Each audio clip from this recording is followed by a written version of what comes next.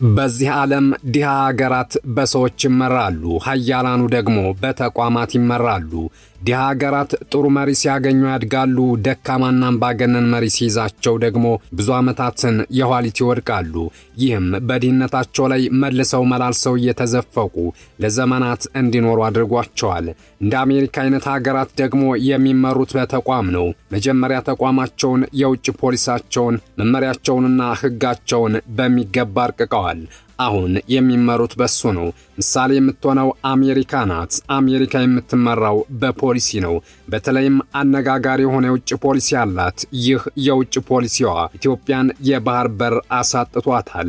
ኢትዮጵያን በሚመለከት የአሜሪካን የውጭ ፖሊሲ የጻፉት አንድ የኢትዮጵያ ዘላለማዊ ጠላት ናቸው።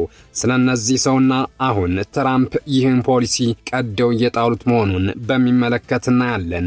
ይህም ኢትዮጵያ በኃይል ጭምር እንድትይዝ ከአሜሪካ ምልክት እየተሰጣት ነው። በትንታኔ ይዘነዋል። እስከ መጨረሻው ድረስ አብራችሁን ቆዩ። አሜሪካ በኢትዮጵያ ላይ የምትከተለውንና ኢትዮጵያ የባህር በር አልባ ያደረገውን ስትራቴጂ የጻፉት ሄነሪ ኪሲንጀር ይባላሉ። ሄነሪ ኪሲንጀር የኢትዮጵያ ዘላለማዊ ጠላት ሲሆኑ ኢትዮጵያ ዛሬ ላለችበት ውድቀትም ሆነ ወቅታዊ ሁኔታ መንገዱን የጠረጉና ያዘጋጁ ናቸው። በተለይም የባህር በር አልባ እንዲሆን ይህን ያክል ሰው የደከመ የለም። አንዳንዶች እነመለስ ለምን አልጀርስ ላይ አሰብን ወደ ኤርትራ አድርገው ተስማሙ ሲሉ ይደመጣሉ። እነመለስ በወቅቱ የታዘዙትን እንጂ የኢትዮጵያን ሕዝብ ፍላጎት አይደለም የፈረሙት። ሲያዙ የነበሩት ደግሞ መቀመጫቸው አሜሪካ ነበሩ። የዚህ ስትራቴጂ ነዳፊ ደግሞ አሜሪካዊ ኪሲንጀር ነበሩ።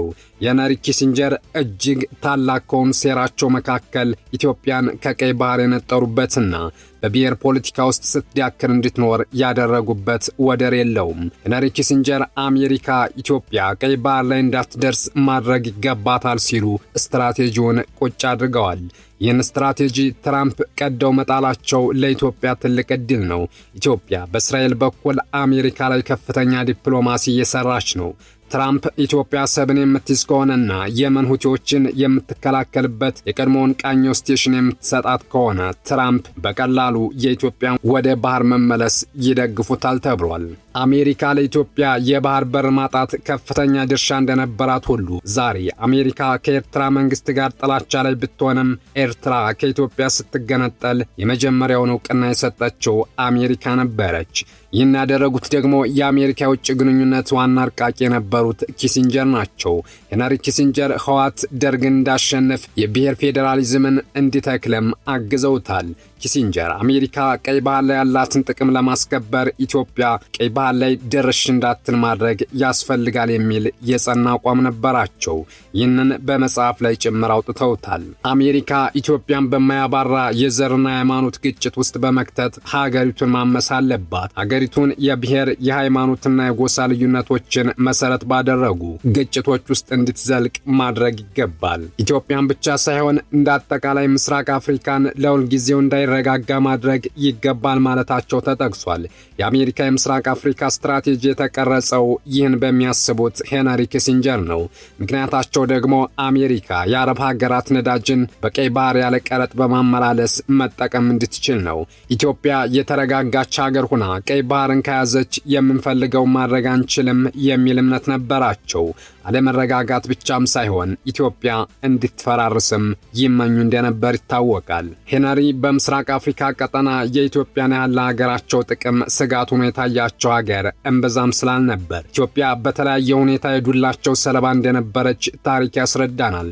ዋናው ትኩረታቸው ኢትዮጵያ የቀይ ባህር ንግድ ተጠቃሚ ሆና በቀጠናውም ሆነ በዓለም አቀፍ ደረጃ ፈተናቸው እንዳትሆን ሳይቃጠል በቅጠል በሚል ብሂል ኤርትራ ከኢትዮጵያ እንድትገነጠል፣ ኤርትራ ከተገነጠለች በኋላም በሁለቱ ሀገራት መካከል ሰላምና ኢኮኖሚያዊ ትስስር እንዳይኖር፣ በኢትዮጵያ ውስጥ በህዝቦቿ መካከል ሰላምና የዓላማ አንድነት እንዳይኖር በሲአይኤ በዘረኛ ባለስልጣናትና መሪዎች በኩል በህዝቦች መካከል የብሔርና ሃይማኖት ግጭቶች እንዲባባስ በማድረግ ስራቸውን በሚገባ ሰርተዋል።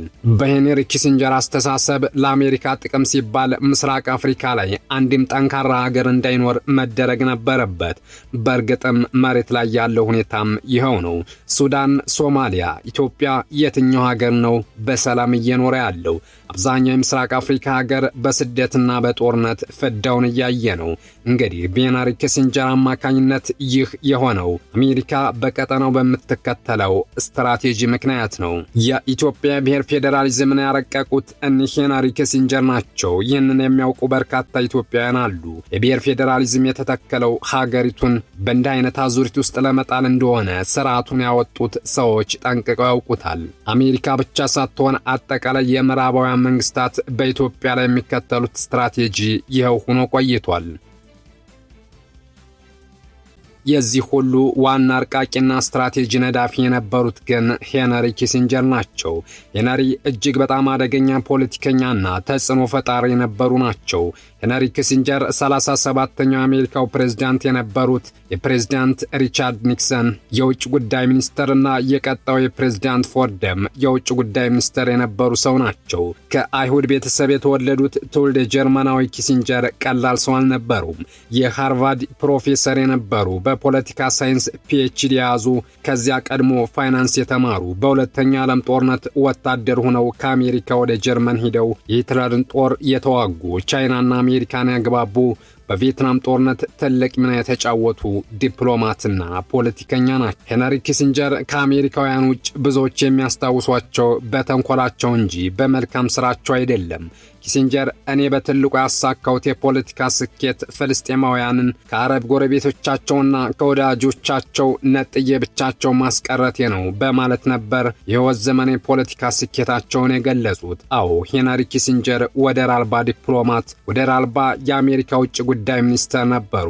አሜሪካን ከፕሬዝዳንቷ ኒክሰንና ከፎርድ ጋር እየመሩ አሁን ያለውን የዓለም ፖለቲካ ቅርጽ የፈጠሩ እጅግ አደገኛ ሰው ነበሩ። ኒክሰን አረቦችን ከአሜሪካ ያዛመዱ ብቻ ሳይሆኑ በትዳር ያጣመሯቸውም ሰው ናቸው።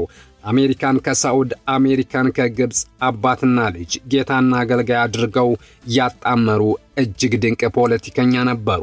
በእርሳቸው ምክንያት ሳዑድ፣ ግብፅ፣ ኤምሬትና መሰል የአረብ ሀገራት የአሜሪካ የቀጠናው አገልጋይ ሆነው ቀርተዋል።